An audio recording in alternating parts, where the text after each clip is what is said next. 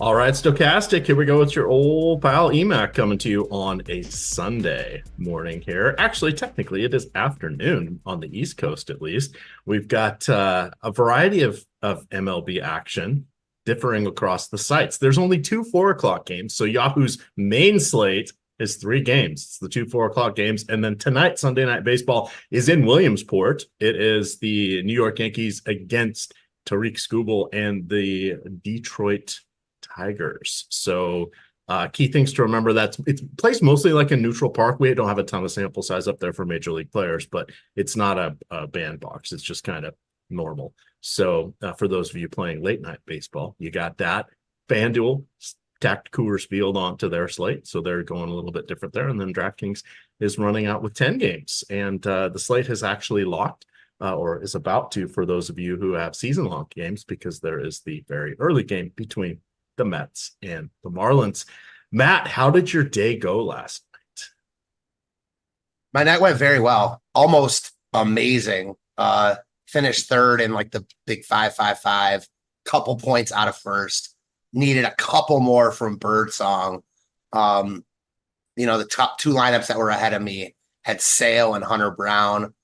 I used Birdsong and Hunter Brown in like 4 of my 5 lineups. The 6K price tag was too good for me to pass up. And he was so good to start too. I can't believe how early they pulled him. On one hand, I'm upset they pulled him, with 2 outs in the 4th. On the other, it was a pretty stressful situation against Rooker with a couple men on and 1 or 2 out. I can't remember. So if he gives up any more there, I'm probably screwed. But yeah, the Braves, we talked about them. They were massive. Ozuna, monster night. Laureano, monster night.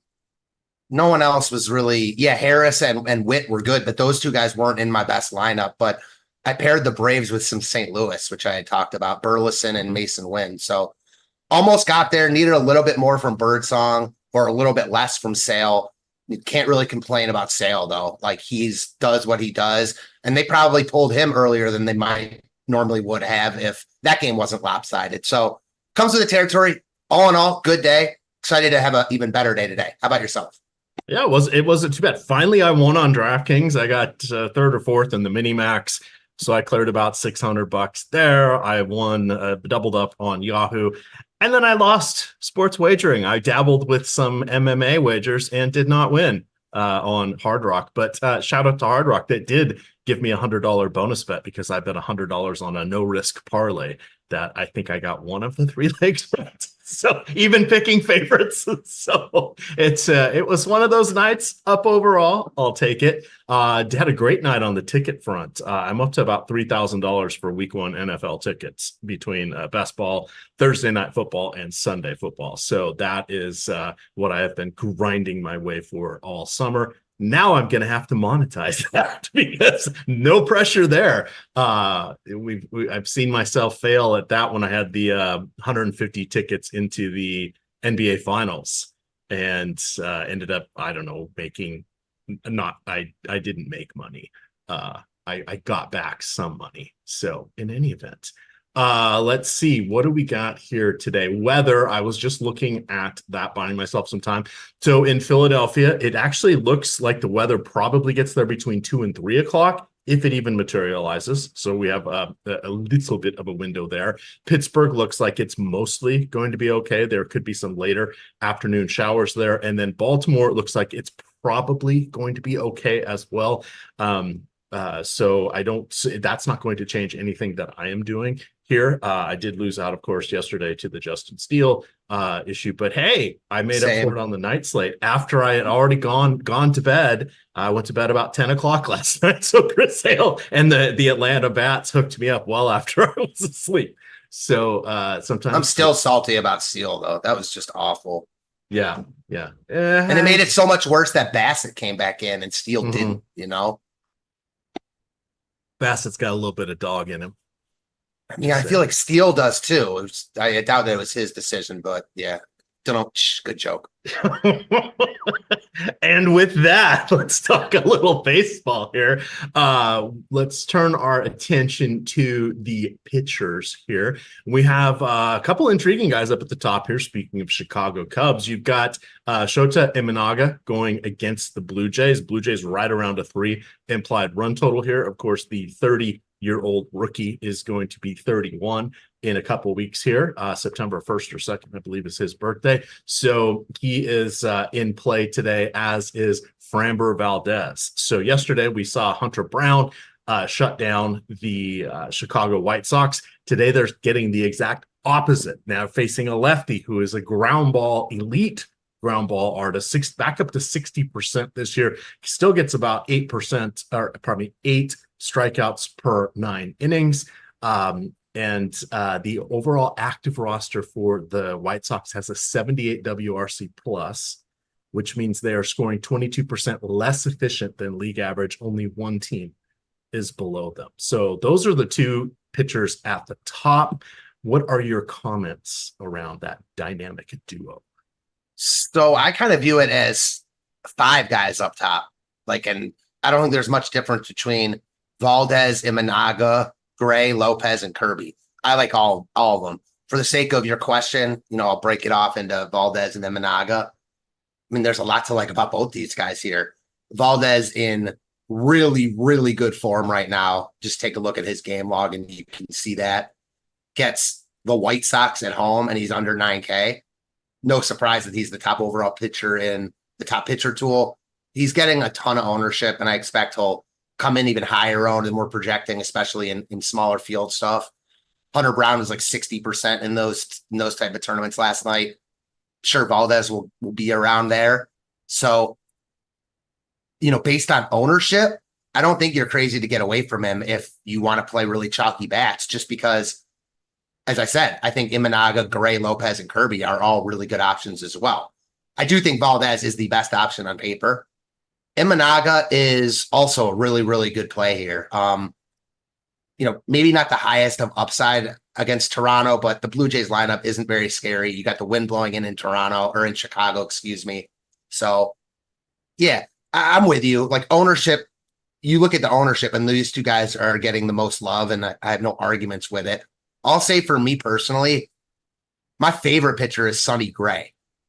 Basically the same top 2 pitcher percentage as Imanaga, much lower owned. Certainly a tougher spot against the Dodgers, but no Freddie Freeman. He's got obviously elite strikeout upside. Given the ownership of all of these guys, Sonny Gray is my favorite. Acknowledging that on paper, Valdez and Imanaga are probably slightly better plays. And then I'd be remiss not to say that Lopez and Kirby on a lot of slates would be really, really popular options, specifically Kirby. Yeah, of course, we like him more at home, just like all the Mariners pitchers, but, it's not a bad spot in Pittsburgh against this Pirates lineup. So I like him. And then Lopez, I know the game log hasn't shown it, but he's been pretty much as good as he was last year based on the underlying numbers. I don't love the spot against Texas, but I don't hate it either. And Lopez and Kirby just aren't going to get a lot of love. So based on that, I think those two guys are more than viable in tournaments. And then pretty big drop off for me after those 5 guys. All right. I know the tools say Sonny Gray, but that to me feels just danger. There, you do have a good point without Freddie Freeman. I can't remember what happened to him yesterday. Finger. It was a finger. I have him on a bunch of my season-long teams, so I saw he was day-to-day, so I knew he was going to be out, so I took care of that. But George Kirby actually has been getting more strikeouts. Now his walks, which are infinitesimal, he led the league in walks per 9 last year. He was leading the league this year, had a little bit of trouble, but he still is leading the league with strikeouts per walk ratio. But his strikeouts are now almost up to 1 per inning, which is key. Last year it was 8 per 9. This year it's 9.1.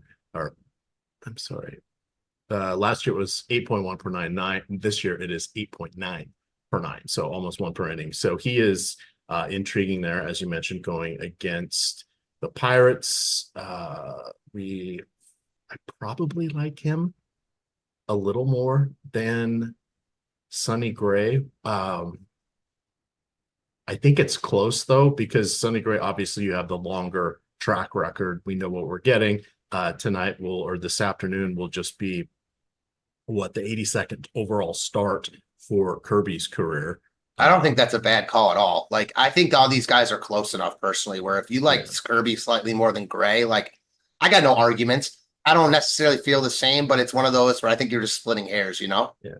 Now, Pablo Lopez, I don't really want to get there. Now, I'm going to end up with around 20% of some of these guys. I suspect I'll be the chalk donkey and go 35-40 on Framber. Imanaga will be my main two, and then kind of 20 around the rest of the guys. I will probably hardly have anybody below Merrill Kelly. So I'm really going with 6, I guess, extending that down to Merrill Kelly in the group here. Just decent matchup against Tampa Bay in Tampa Bay. One of many better real life pitchers than fantasy pitchers that exist on the Diamondbacks. That just means they don't have an overabundance of strikeouts. They get just enough, and in any given game, they can show strikeout upside. But those guys also tend to close out the 6th inning, which puts them in play for a quality start, which is important on FanDuel because you do get the bonus points for that. So I think that kind of tops it there. As we slide down a little more, Tyler Mahle, he's done a couple starts since he's returned from injury here. He's going against Minnesota, even without Buxton. They still have enough power bats here. I don't know what Mahle's pitch count is going to be. Kershaw, they're going to kind of treat him with kid gloves, I guess. The St. Louis Cardinals have they're not as good for as many years as they've been not having any lefties seemingly in their offense. This year, they are not good against left-handed pitchers, even though they still have a fair number of right-handers. It's kind of a neutral-ish matchup. We're not even close to getting apex Clayton Kershaw. I would be shocked if Kershaw goes more than 5 innings. Could he strike out 7 in those 5 innings? Sure, it's Clayton Kershaw still, but we're not getting 7 innings. We're probably for sure almost not even going to get a chance at 6. So that makes him tough to go with. And then everybody else is just wild question marks. Singer gets the kind of the kibosh because of Great American Ballpark. So that's where I've got it. There's like a big trench after these 6 guys, a chasm, if you will. For me, it's 5, but yeah. Who's your 6th? Merrill Kelly. And okay. Yeah, no, I get Kelly. I don't know. The matchup's good from a strikeout perspective for Kelly. We know that the bottom of Tampa's lineup is not good, but kind of intrigued by the top half of this Tampa lineup with Junior Caminero, one of my favorite hitters on the slate, but we'll get there. All right. Let's see here. I do want to remind everybody, to hit that like button because it always helps us out here on the Stochastic YouTube. And we have 98,000 subscribers. I think this football season we're going to clear 100,000. We already have over 100,000 on the Odd Shopper YouTube channel. So that's where you guys can get all of your football and sports wagering news between these two offerings here on YouTube. We are sponsored today by DraftKings Pick 6. So key things that you want to know there, it's their new game format. Ultimately, they lay out a variety of props. These are static lines, and it is tournament format. It is a peer-to-peer game. You're going against the other players. You get to choose up to 6 of your selections for the pick 6. You can change them up until their games lock. Once the first player prop locks, the contest locks. But you can still maneuver around with your picks until that locks. This is also supported by Odd Shopper. If you have a membership over there, that it gives you advice there. And then if you're in the Discord with Odd Shopper, you get Eric Lindquist has an actual pick 6 channel where he covers his pick plays of the day for the various pick'em sites, including pick 6. Remember, you're leveraging against the field. Everybody sees what is the best option. So if you zig when people are zagging, you can gain a lot of leverage that can dramatically increase your share of the prize pool. Use promo code Lindy And your first day, if you put in $5 into Pick Six, you will get $50 more from DraftKings to play in Pick Six. All right. So is there any merit to one of these down ballot? We are in the political age right now. These down ballot pitchers, or can you squint and offer any advice? The only one I could really see actually playing for me personally is Bowden Francis. I'm not playing him, so don't get me wrong, but he's cheap enough. 15-mile-an-hour wind coming in from left field helping you. He's made some changes to his pitch repertoire, and he's been good recently. And he was coming into the season like, one of their better pitching prospects. It doesn't mean a ton. I mean, he wasn't good in spring training. He hasn't been good in the majors, but it's coming off the best start of his career, 7 innings against the Angels, struck out a bunch of guys, and he gets a okay Cubs team in Wrigley with winds blowing in. So I think he's like the clear cheap guy to get to if you want to do that. And then kind of in the mid-range, the guy I'll throw out is Tyler Mahle. We've seen this before with him. He's injury prone, but when he's in good form, he's a very good pitcher. Not a great pitcher, but a very good pitcher. And started to show signs last time out against Boston. Now labored a bit. Only went like 4 1/3 or 4 2/3, I believe. Struck out a bunch of. He did go 92 pitches. Right. So he labored a little bit, but it was good to see him go 90 some. Meaning that if he's pitching well, there's no reason why he couldn't go 90 to 100 here. So I think Mahle and Francis would be the two guys. I just like the top tier enough, and they're not really that expensive. All right. Yes. T McBee and I are in this. He roped me into this convoluted dynasty league team that has 12 pages of rules. We have 6 different kinds of contracts. There are 4 drafts each year for these teams, including an auction. It is like the most hardcore draft. He and I have traded Tyler Mahle back and forth a couple times in this league already. I have him now, but that's only because Terry was trying to make a run for the championship, and my team is bad. So I thought, you know what? I'll trade some of my good players for potential injured guys. So. Collusion. Yeah, collusion. Oh my God, no! These. I mean, there's probably. I'm on their text thread. It's a bunch of guys up in New Jersey, and then me. They probably send 50 texts a day to each other talking. I'm in a league like that too. I'm in 2 big year-long season, and I'm in one that I joined this year. That is, yes, I know what you're dealing with. Yeah, there's no collusion. I mean, if we're over the soft salary cap, we have to pay the amount of dollars we're over each week. If you go over the hard cap, your roster freezes. I have to text. Mine's a lot like that as well. Yeah. I have to text the commission all the time or ask Terry. I'm like, Terry, let's do a Discord call. You got to explain this one to me again. So anyway, those are the crazy things that we do. Back into today's game. Let's kind of transition over here to the stacks. For me, for FanDuel, yes, the Padres. We'll talk about the Coors Field game separately here. But for me, the 2 spots I think stand out are going to be the Kansas City Royals and the Baltimore Orioles. So I want to see where Baltimore is in our top stacks tool, because I think they are still going to be well down the ranks. So when I looked at it and wrote up the article this morning, they were around 7%.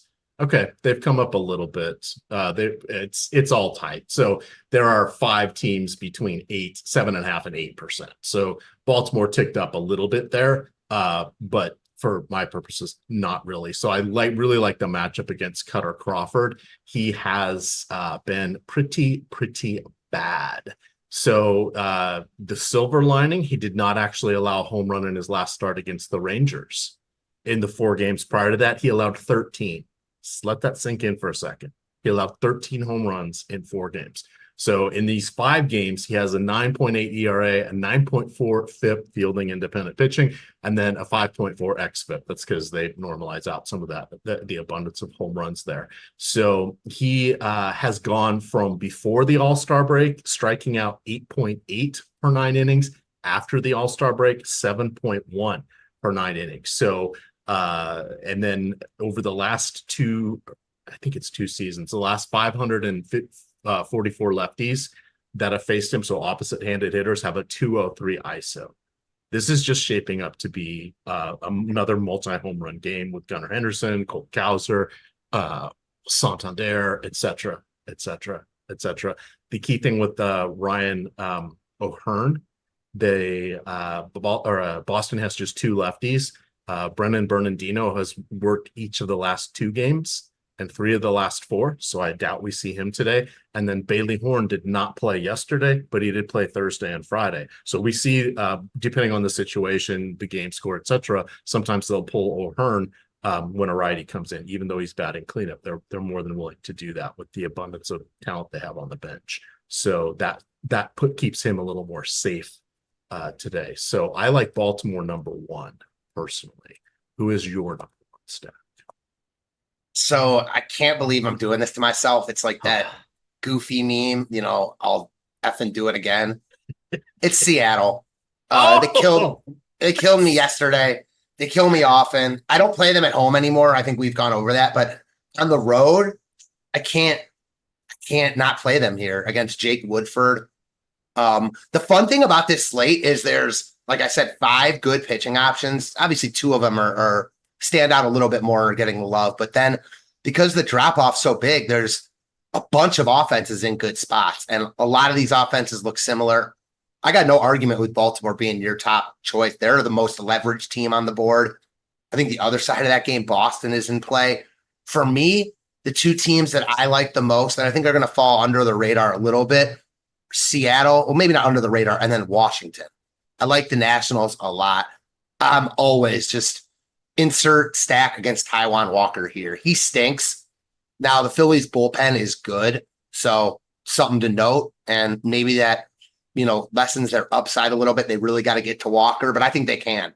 So Seattle and Washington, 2 teams that I like a lot today, but I would be, again, remiss without saying Houston, Boston, Baltimore, KC, and Philly also look really, really good in my eyes.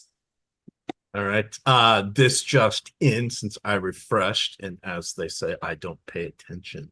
Anthony Santander not in the lineup, but Ryan O'Hearn is batting second. I really, really, really like Cowser, O'Hearn, Henderson, but I think you go wraparound stack. I think you go Cedric Mullins. You can even work in Jackson Holiday. I don't even dislike Ramon Urias because those guys are going to be adjacent to them once the lineup turns over once. So that, I think, is a good way to find some differentiation. I think leaving Adley Rutschman out of your stacks for Baltimore when they face righties, not when they face lefties, when they face righties, is key. And then I'm not really that enthralled with Eloy Jimenez.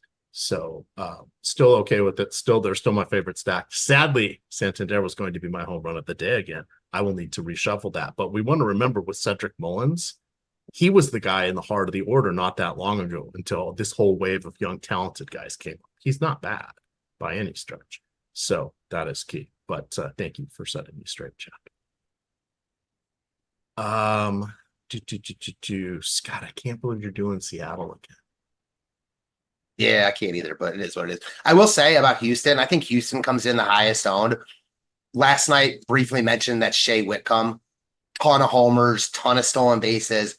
He was like 40% owned in 1 or 2 of the tournaments I played yesterday. I expect a similar number today. He's 2K, maybe higher. I know it's a bigger slate, but he's hitting 5th. He's 2K with second base and shortstop eligibility. He was actually in my best lineup last night. It was a 5-man Braves with Wynn, Burleson, and then that Shea Whitcomb. I felt dirty using an 8-hole hitter as a one-off, but 2K with his pedigree, he's just way underpriced. That said, I'm not getting to him today personally. I think Houston's going to be really, really high owned. And seeing that ownership last night made me think that, I get it, like way too cheap. But it's not like, remember that one day a couple years ago, Fernando Tatis was 2K coming back like off the IL. Like, this is not that. Like, this guy is clearly underpriced, but he's not a proven major league hitter. So I have no problems getting to him. Obviously, I think he's one of, if not the best overall dollar per dollar play, but I'm very hesitant of that ownership. And Houston just as a whole is really cheap and really easy to stack. Yeah, it makes it. I wrote them up in the article and said, just look between Shea Whitcomb and Zach DeCenzo, who are 2,700 or lower on DraftKings and FanDuel, the salary cap doesn't really matter today. It's just one of those things. You got Mauricio Dubon is in the lineup for at 2,700 on DraftKings. Chas McCormick gets the start today. He's 2,500. Even Jake Myers is 3,200. Kai Busch is, where are my notes on here? Because this was not good. Yeah, he has 2 starts, lasted 8 2/3 innings. He has 12 walks in those 2 starts. This isn't an aberration. Okay, that's high. Most projection systems have him for about 3.9 to 4.1 per 9 innings. Even in the minors, he was into the upper 3s, 4 walks. Control is going to be an issue here. That is just, it's something that's going to come with the territory here for Kai Busch. So I think it's anytime he's going against a team that can put out this many righties that have even though the back half of the lineup's questionable, the top guys, even missing Bregman, even missing Kyle Tucker, even missing Yordan Alvarez, still a good lineup here, point per dollar wise. Yeah, man, what you just said though makes me feel better about not playing Houston. Like no Bregman, no Tucker, no Alvarez. I get it. Like I totally agree. We're on the same page. They're great point per dollar plays, but I think the ownership is really, really going to be high on these guys. And, I'm kind of with you also in like the back half. If I were stacking Houston, I'd be playing some of the like lower owned guys. I think the top, 5 to 6 are going to be just really, really high owned. Yeah. I was going to make a joke, but I'm not going to. Yeah, I'm going to. No, I'm not. All right.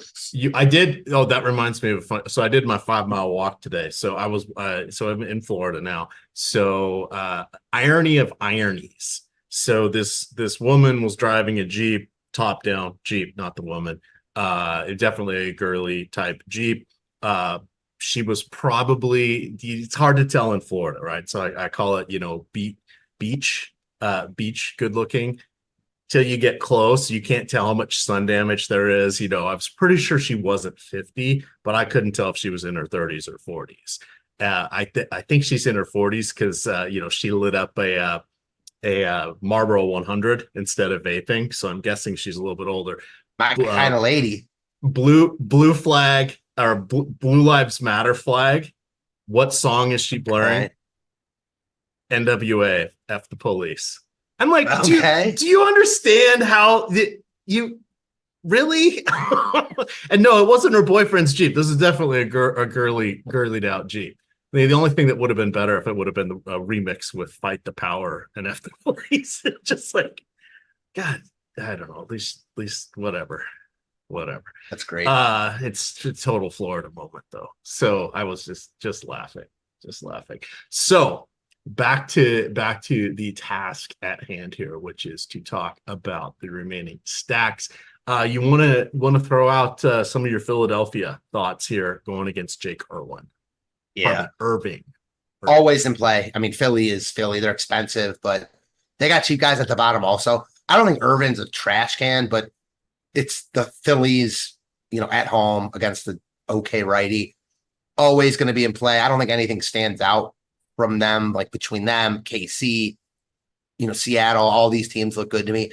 I do want to call out, I know I said this earlier, but it kind of works with the Shea Whitcomb point. And I obviously agree. I said it. I think Whitcomb's the best dollar per dollar play on the slate. But my favorite pivot is Junior Caminero. He's only 3K. He's third base and shortstop eligible.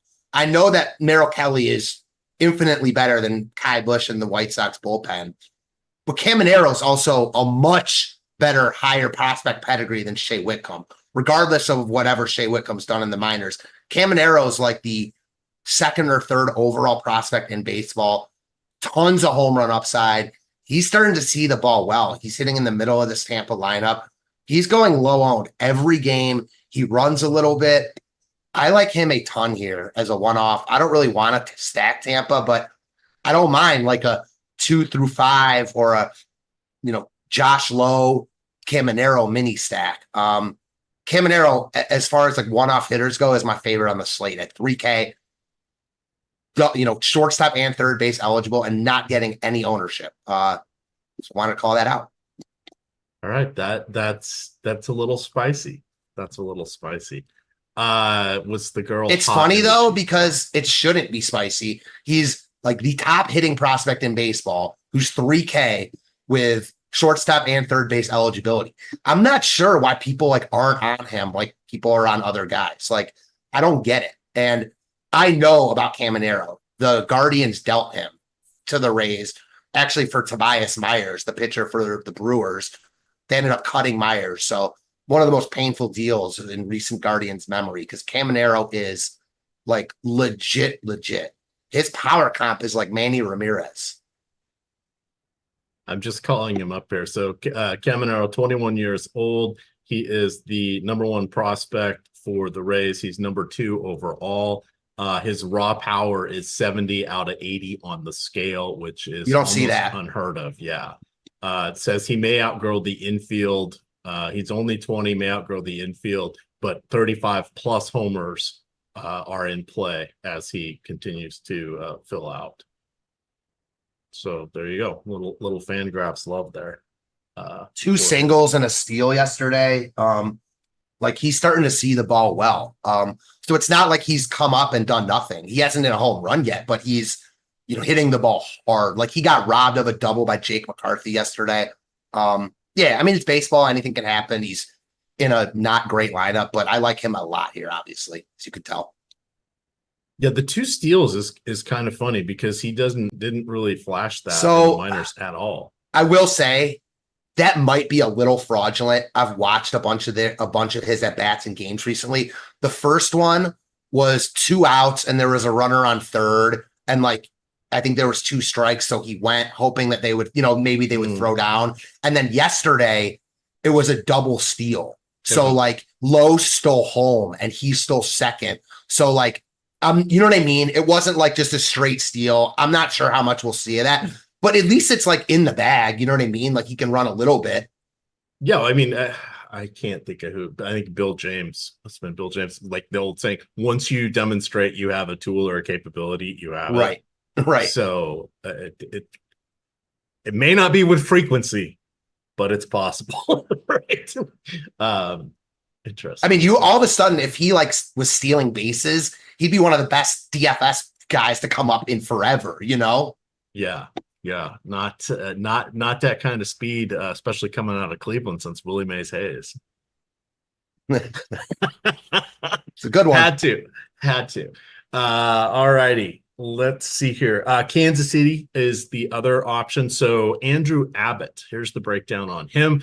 Dr. Jekyll, Mr. Hyde. In 3 of his last 7 outings, he has allowed a total of 3 runs. 2 of them were unearned. So that was 20 in the 3rd combined innings against the Cardinals, Nationals, and Rockies. In his other 4 starts, he allowed 8 home runs and 17 runs in 16 2/3 innings. So this works out to a 5.4 ERA, a 6.2 FIP, and just over almost a 5 xFIP across these 30 innings. So key things that you want to remember there, again, the home run makes the expected fielding independent pitching look a little bit lower, but that is bad. So he's going against a tough team here. I want to make sure I don't misspeak on this lineup like I did with Anthony Santander. Nope, the top 5 is all there as expected. Miguel Garcia, awesome. Stolen 30 bases already, and he is 1 RBI off his career high from last year. Bobby Witt, 25 homers, 25 steals. Could be another 30-30 season for him. Salvador Perez, still getting it done. Watched him score from first last weekend or 2 weekends ago. It was an adventure, but he did do it. Hunter Renfroe, power plays in all parks. He had a cup of coffee there last year. He was with the Cincy for a hot minute. Yeah, good call for a minute. Yeah, like it was like 14 or 16 games, somewhere around there. And then Vinny Pasquantino does have power against lefties when he connects. The when he connects part is the key thing. So just a 280 weighted on base average, but a 170 ISO.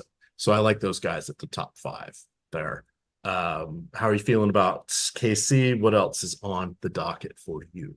I like KC, but I like Seattle and the other teams around them a little bit more.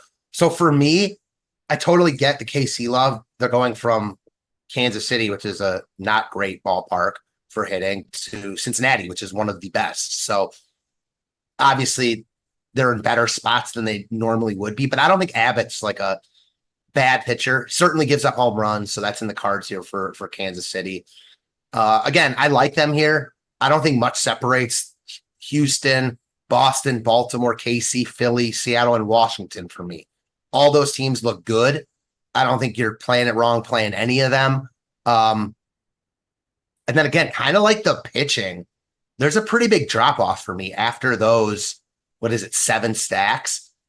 Certainly if I were playing 150, I'd be dabbling with the Dodgers, even though I like Sonny Gray a lot, the Brewers and the Guardians against average right-handers. But really, I think the top 7 looks so much better than the field. And because there's 7 teams, I'm not overly worried about ownership on any one of them, except Houston. All right. So Texas being so toxic. Do we need the grammar police here today? So Tex, do we? Why? What happened? We sure he's correcting me. Oh. Correcting me in chat. It's because I wasn't paying attention and I said you are old pal instead of your old pal. I was trying to remember how to spell Olay. And I was always your old pal, no D on it, till I hit 50. Yeah, you can call me your old pal. So it happens. It happens. The shtick began before I thought I'd still be doing this 14 years later. So there we are. Has it been 14? No, 11 years. Started in December of 2012. So, or January of 2012. So, all righty. So back on to the fun here. Get the top stacks tool. Just doing a quick weather update. Again, I'm not worried about any of the games. I know somebody mentioned that before. There's slight risk of in-game delay in Philly, Pittsburgh, Baltimore. I don't think it's going to be an issue at all. We're mostly looking at the offenses in those situations. So that's a little less concerning there. We do have the wind coming in from left field, about 12 to 17 miles an hour in Chicago. So a little reverse Wrigley Field wind. And I didn't see what's going on in Texas. If they have the roof open, I'll go see if I can find that. What else do we have that we need to highlight? Is there anybody you would stack against which popular pitcher would you target for direct leverage with the stack?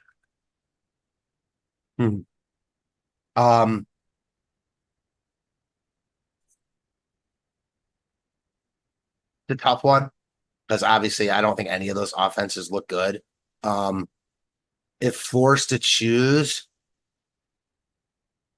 if we're saying Merrill Kelly's popular, then Tampa, but I don't think that counts. It's got to be Chicago. I think Valdez ends up by far the most popular, and seen this. I've read this book before with Valdez. Like, he's a very good pitcher. He's in great form, but last year I remember the DK Baseball World Championship. I played him against Seattle at home in a really good spot. I didn't love it, but the slate wasn't great, and he got bombed against a weak Seattle team. So I don't expect that here. I mean, I'm not playing him because of that, but it's not like Valdez is prime Jacob DeGrom. Yeah, he's not impervious. Right, not at all. So the likely outcome here is that he pitches well, but he's getting so much ownership where I think that Chicago starts to become interesting. All right. I'm just looking at this year's game log. He did allow 5 runs in early May to Seattle, 2 home runs there. He allowed, this is the Mike Trout Angels, I'm assuming, 8 earned runs in 5 innings, 3 home runs in that game. He had 6 runs allowed, only 3 earned against the Mets. And then San Francisco got him for 5 runs in only 4 innings. I do want to point out San Francisco actually is the best team in the league against lefties this season. They have I think it's like a 146 or a 160 ISO. It's a weighted runs created plus. There's only 2 games, of course, on that late slate. So I'm just like 146 isolated power against lefties. That is San Francisco. So for those of you that are dabbling on the 2-game slate, they are the team to target, in my opinion. You also have, they're going against JP Sears. So Helio Ramos, and we're transitioning. We'll go back to the main slate in a second, but Helio Ramos has a 516 WOBA and a 388 ISO and 97 plate appearances this season against lefties. That's like Paul Bunyan. Like it's beyond Babe Ruth. You've got Tyler Fitzgerald with almost a 400 WOBA, 260 ISO, and his 90 plate appearances. Chapman and Conha.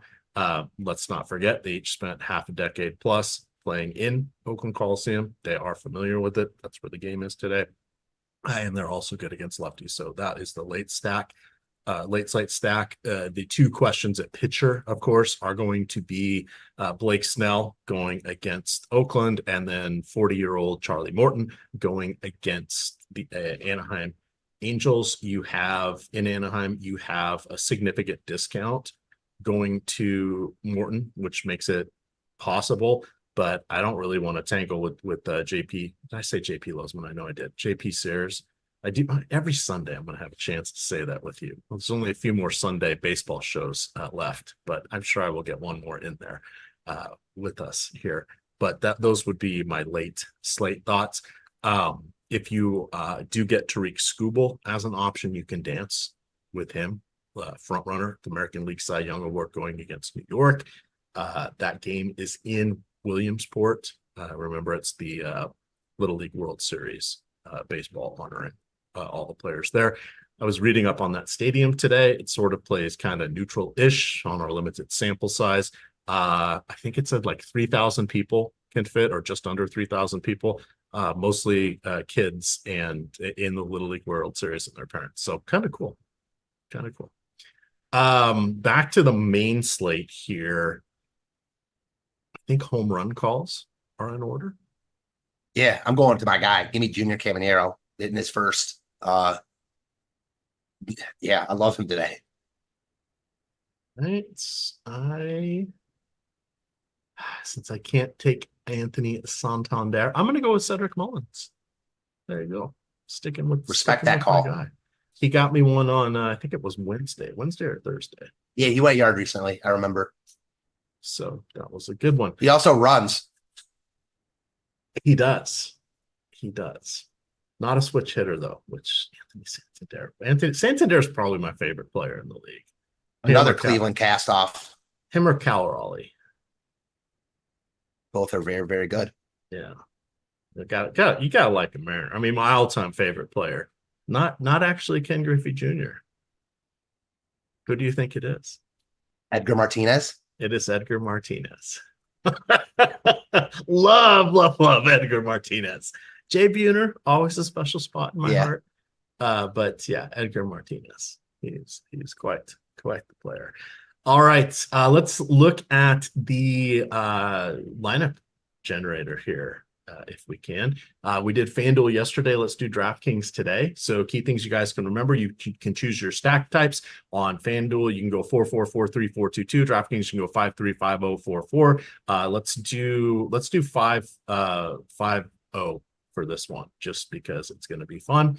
And then you get to choose. You want all lineups, chalky, balanced, contrarian. Let's just take all on this one. And then you also can lock in a pitcher or a hitter if you so choose. We're going to skip that. You can build out your lineups. In the holding pen, you can hold up to 20.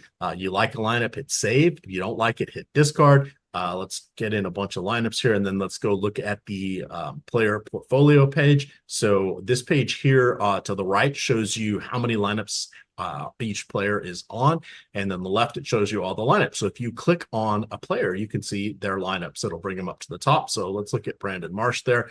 You can see his lineups are up there at the top. You can look at the lineups individually. Say you wanted to swap something out there that you didn't like, maybe get in a Caminero. or something like that, you could maneuver some stuff around. It shows you the ownership of each player, and then also the estimated fantasy points, as well as a composite score up at the top. So it's very, very helpful. This tool is built on all of the other stochastic tools that also encompass the sims. So these lineups are simulated tens of thousands of times to create these lineups for you. It also it uses the top stacks tool, top pitchers tool, leverage, doesn't put in bad lineups. They all have expected positive ROI. Now it's got to come to fruition, but this is getting rid of some of the bad lineups. And even our CEO, Tom Kennedy, has said he thinks that this is the tool that will revolutionize DFS more so than even the Sims, because this is at a lower price point and it allows to make even average gamers above average and take gamers that have to redeposit a lot and get them far closer to break even at a very low cost. We have this for NFL coming up and of course for baseball as well. That is the lineup generator. All righty, chat. Do you have any questions for us? We'll stick around here for a moment. Oh, don't, Edgar Martinez, don't besmirch the good name. Oh, Danny Tartable. I actually remember when Danny Tartable played second base. That's how long I've been around. Got to see what's the best games I've been to in person. Got to see game 163 when Randy Johnson led the 1995 Refused to Lose Mariners to a win over the then Anaheim Angels, which the Mariners got into the playoffs for the first time and took out the New York Yankees before losing to your Cleveland Indians. That was sad. That was their shot at the World Series. It's very sad. Best ball drafts. You know what? We have free best ball content here. If you have a Stochastic membership, note I didn't say subscription, just a membership. You have a Stochastic account, you can access all of Matt Kajeski's best ball rankings and content for free.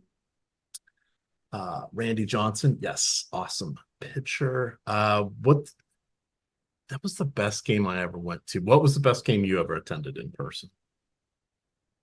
It's a good question. Went to a ton of Indians games growing up. I would say I went to a game. I can't remember the year. I was very young. It was like the Mariners comeback on Sunday Night Baseball, but it was against the Blue Jays, and it was years earlier than that. I'll look it up right now. Remember the very first game I went to? I went with my mom and my dad. My brother must have been too young, and I remember I had a loose tooth that I ended up losing at the game. Okay. So I would have been like in first grade, I guess, maybe probably second grade. But so it would have been like the second year the Mariners were around. My dad was explaining to me all the rules. My mom was having fun. She was letting me get hot dogs and whatever I wanted from the concession people that came through. And then whatever I didn't eat, she was eating anyway. So I was like, oh my God, we actually get cotton candy. This is great. But I remember I asked what happens if you hit a home run and the bases are loaded. And they told me it was a grand slam. I'm like, oh my God, that must be the most amazing thing ever. And then there ended up being a grand slam in that game. I was just so excited. That's awesome. I don't remember who won or lost that one, but it was a fun game anyway. So the game I'm talking about was 8-0 Toronto in the third inning. And the Indians ended up winning 9-8 on a Paul Sorrento walk-off home run. Definitely dating myself here. This Blue Jays lineup: Devin White, Alex Gonzalez, Paul Molitor, Joe Carter, John Olerud, Roberto Alomar, Sean Green. I'm surprised I didn't realize Sean Green. I didn't realize that he was already playing at this point. Do you know what I mean? Like with Olerud and Carter and Molitor and Robbie Alomar. I mean, that's obviously before Robbie Alomar before he went to San Diego and Cleveland. I mean, he was awesome in Cleveland. Because was that before Olerud was with Seattle? Must have been, because Sean Green was like really good for years after that. So yeah, it's fun to look back on stuff like this. There we go. And for those of you wondering, yes, I always have looked old. I remember going to a Mariners game it was a race. So everybody who ran the race got three game tickets, and then you got a voucher for a hot dog and a beer that was on your bib number. So you start like 8 miles away as this mall called Northgate, and you ran on the expressways, and the finish line was on second base. So as you get back in the Kingdom days, and the Mariners were so bad. But I remember I did it a couple times. So the one year it was against Bo Jackson. We got and I swear it was a doubleheader game as well. But he hit at least one home run and made some amazing defensive plays. He was just phenomenal. But I remember my friend and I, like I was probably 14, and my friend is like 4 or 5 years younger, because it was his dad was a really big runner. So he and I, these like little kids, went and we just gave them our tickets. We gave the beer ticket portion to our dad, and they just pushed us forward a beer and a hot dog. So we picked him up, took him back to our dad. So we're like, hey, we've got beer. That's awesome. That's awesome. Oh, wait, long time ago. All righty. Well, if we're telling stories like that, we've probably wrung all the value out of the show here. But thank you, everybody, for coming in today.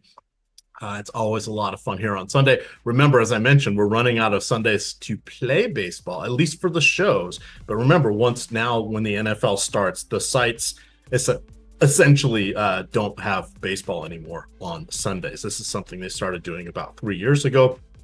Yahoo usually does for a week or two, and then even they are putting up about $2,000 in prize pools. The last couple years, week 2 of the NFL combined across the industry has had $25,000 in prize pools. So baseball definitely gets the short shift here once the NFL is there. But come on, NFL is king. So enjoy these moments while we have them. With that, you guys can follow Matt on Twitter at Fantasy Tips Matt. You can find me at EMac DFS. And of course, it is stochastic_COM. With that, gamers, good luck.